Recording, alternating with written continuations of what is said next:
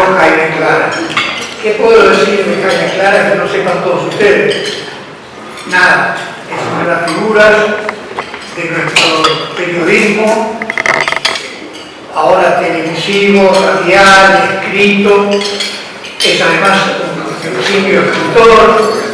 Han escrito un libro sobre él, Claudia Mengual escribió un libro sobre él y su programa que ya lleva décadas, que es Sábado Sarandí. Es una persona de una vastísima cultura, con un reloj interno que nos sorprende a todos, porque la verdad no sabemos cuándo duerme, pero se le ve muy bien y ahora más todavía, como estaba explicando, con una dieta que le funciona y está rejuvenecido. Así que sin más, les pido un muy fuerte aplauso para Jaime.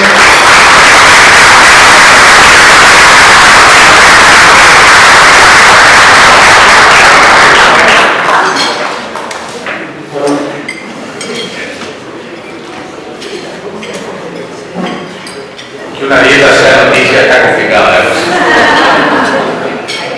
Bueno, buenas tardes, muchas gracias por la invitación, estoy muy honrado de la invitación y de que una institución con tanto reconocimiento como el Rotary me haya convocado. Espero estar a la altura de esa invitación y de las expectativas generadas.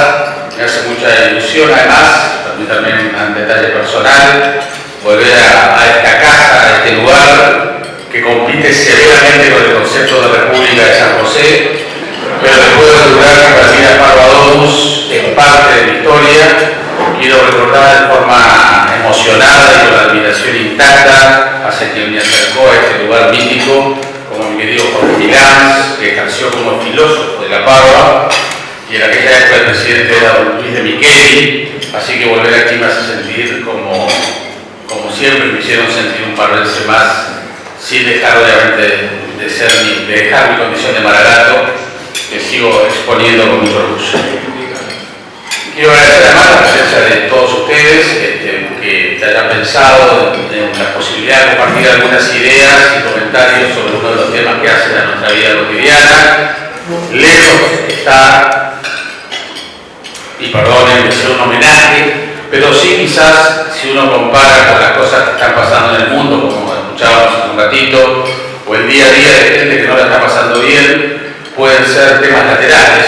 Sin embargo, hablar de libertades, de derechos fundamentales en la sociedad en la que nos toca vivir es siempre relevante. Como también se decía recién, que aunque moleste, la libertad de expresión y la libertad de pensamiento es importante, y sin lugar a dudas son parte de la esencia del sistema democrático en el que vivimos. Pero claro, estamos ante una coyuntura muy particular.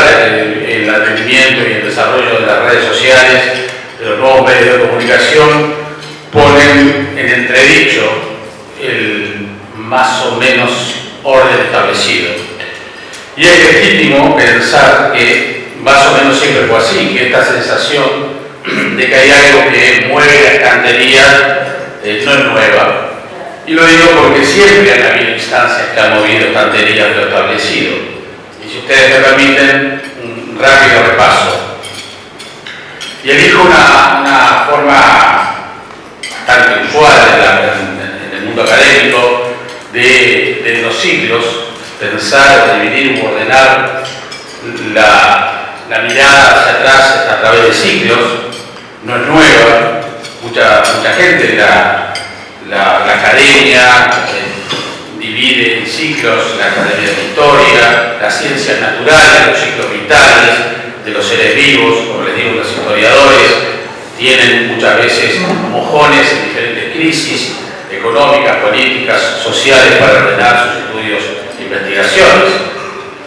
Hasta Boris Christoph decía que cada 87 años todo se repetía y que por eso era un buen astrólogo. Y el cometa Halley pasa cada 87 años.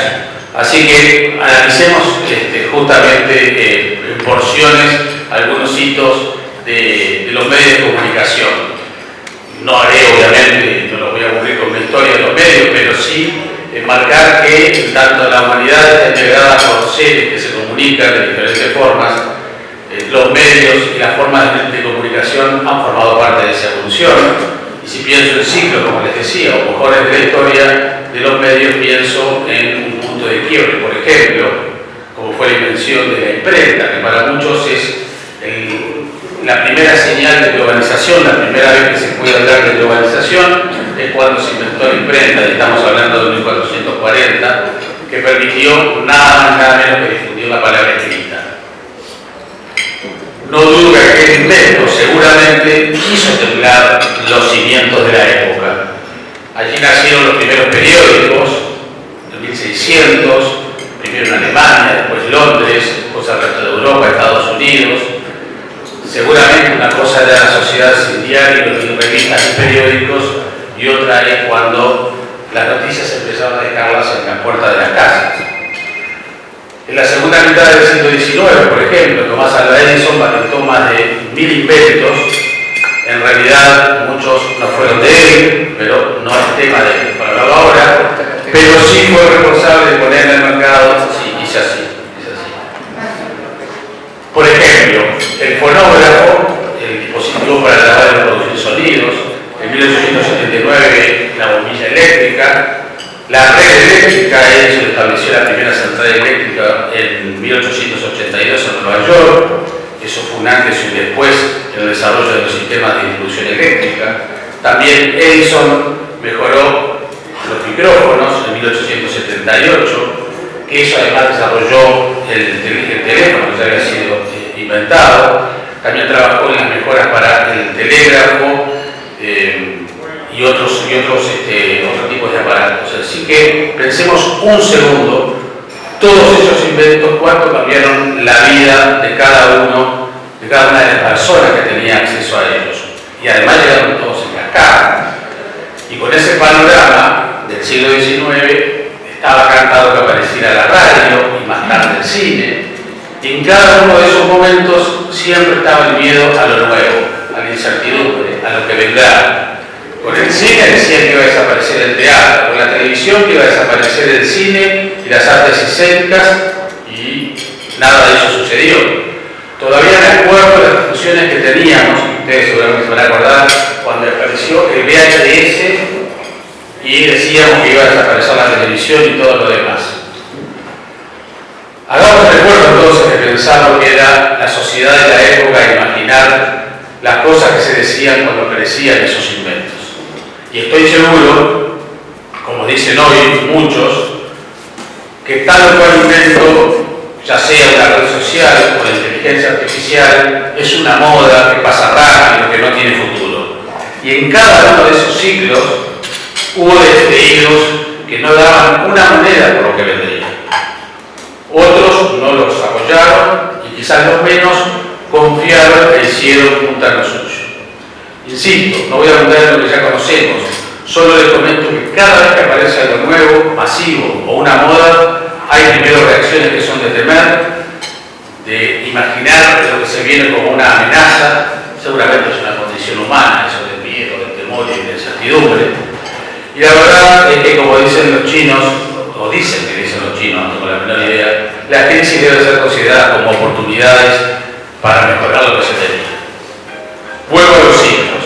Si cada momento clave de la historia de los medios lo tomamos como un ciclo, podemos concluir que en cada uno de ellos se los cuestionó, se los puso en duda en función de lo que había, se proyectó el futuro con mayor o menor optimismo, o quizás con gran pesimismo. Una vez que la nueva situación se estableció, se consideró que aparecería otro invento que iba a superar al anterior, o lo complementaría, o lo dejaría obsoleto. Entonces, barajar y dar de nuevo, y así hemos estado, ciclo tras ciclo.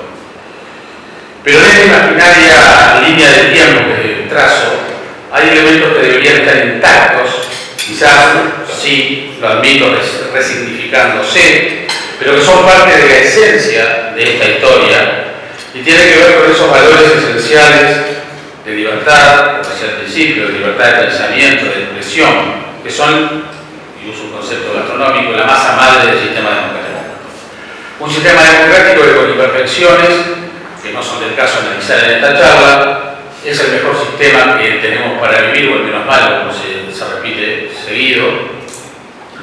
Y está inmerso en este sistema, y al hablar de libertad, Eso no significa tener patente de corso, sino que supone estar sujeto a una serie de deberes que permitan ejercer determinados derechos. Ustedes podrán acusarme de estar diciendo cosas elementales y de perogrullo, pero en el momento en el que vivimos no está de más recordarlo y tenerlo en cuenta no viene mal. La convivencia democrática se construye entre todos, con libertades, sí, como se dijo, pero con respeto, con tolerancia, con indulgencia, con fraternidad, con solidaridad, empatía, entre otros. Y no por repetidos y hasta naif dejan de ser actuales y necesarios estos conceptos. Hoy estamos ante dos retos clave que nos enfrentan a tratarlos con madurez, cordura y sobre todo sentido común. La nueva comunicación generada por la irrupción de las redes sociales y la inteligencia artificial. Muchos hemos puesto el grito en el cielo, cada uno sabrá cómo se para frente a estos fenómenos. Y mucho se ha escrito, y mucho se discute, y se sigue discutiendo y se seguirá discutiendo. Pero es inevitable que esto, tarde o temprano, iba a llegar. Ya lo veníamos escuchando de antes, cuando se decía que a cada cosa le llegaría su Uber. ¿Qué quiere decir esto? Que usuarios o clientes se iban a contactar directamente con sus proveedores. Para muchos sectores se vino la noche y para otros fue la gran oportunidad. Estos últimos, por ejemplo, las empresas de los delivery, que se han transformado en parte del paisaje urbano, y salvo para los pobres muchachos que muchas veces están en precarias condiciones de trabajo, ya son empresas consolidadas e internacionales. La tecnología al servicio de la oferta y la demanda, aprovechando que allí había una necesidad, un servicio para ofrecer. Y vino la tecnología y lo ofreció, sin pedir permiso. Hubo empresas establecidas que, como les dije, pusieron el grito en el cielo, se acordó